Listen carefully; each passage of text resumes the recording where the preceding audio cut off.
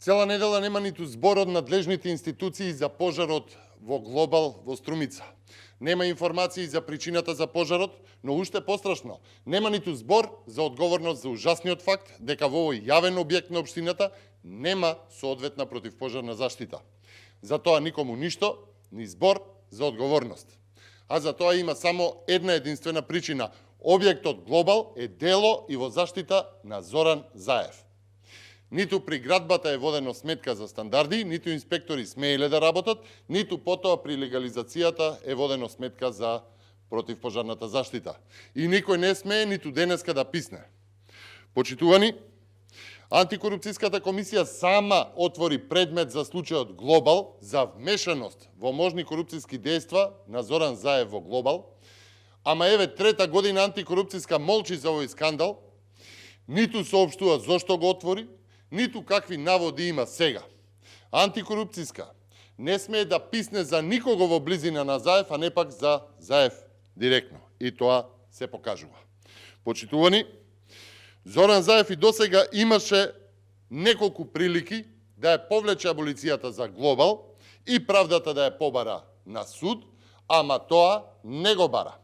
Очигледно добро му доаѓа заштитата за Глобал, а пожарот посочува на многу факти сега. Епа, почитувани, систем во кој што илјадници човечки животи се доведени во опасност заради непостоење, непочитување на закон, законска соодветна противпожарна заштита во изграден јавен објект од страна на општината и пуштен во употреба од општината, ваков систем, кој што не смее да спроведе ниту истрага кредибилна за тоа какви пропусти има во градбата, затоа што се работи за Зоран Заев, е далеку од демократски систем, далеку дури и од хибриден систем, туку е доказ за владење на целосна диктатура.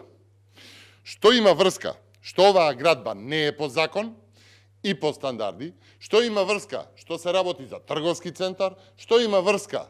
Што илјадници посетители дневно минуваат таму, што има врска што нема противпожарна заштита, што има врска ако внатре и утре може пожар да однесе животи. Важно е да не се доведе во врска со Зоран Заев. Ете, тоа е вистината за македонската реалност, за македонскиот правен и независен систем.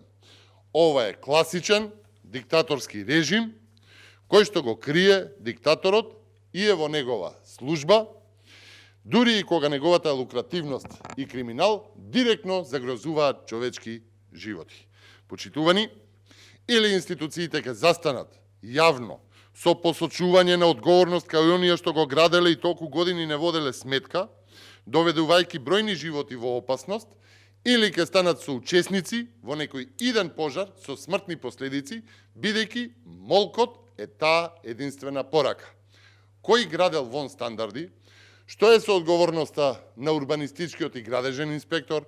Кој е одговорен за контрола на противпожарниот систем со години во Глобал?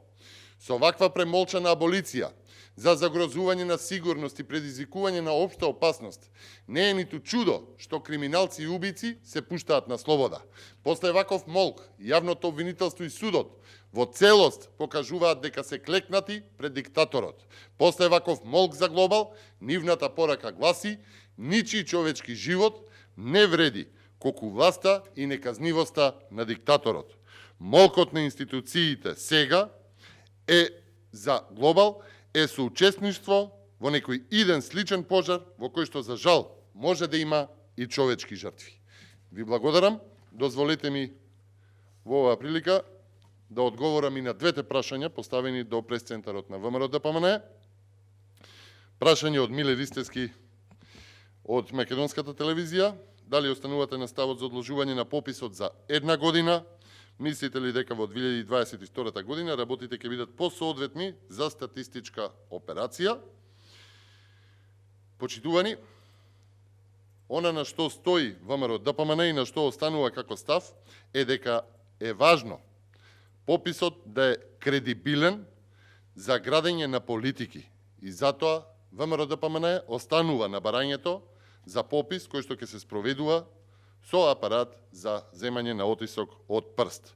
Во однос на тоа, дали во 2022 година работите ќе бидат посоодветни, можам да посочам на примерите како Германија, Ирска, Шкотска и ред други држави кои што ги почитуваа препораките од Обединетите нации, откаде што препорачаа одложување на пописната операција заради пандемијата. На власта е да одлучи дали останува на попис како политичка концесија или сака да спроведе статистичка операција. Дозволете ми да одговорам и на прашањето од новинарката Деспина од Сител. Дали потврдувате дека Александар Даштевски е предлог за нов председател на ДИК од ВМРО-ДПМНЕ? Да, можам да потврдам дека со одлука на последниот извршен комитет на ВМРО-ДПМНЕ, професорот Александар Даштевски ја доби поддршката за предлог за нов председател на Државната изборна комисија. Ви благодарам.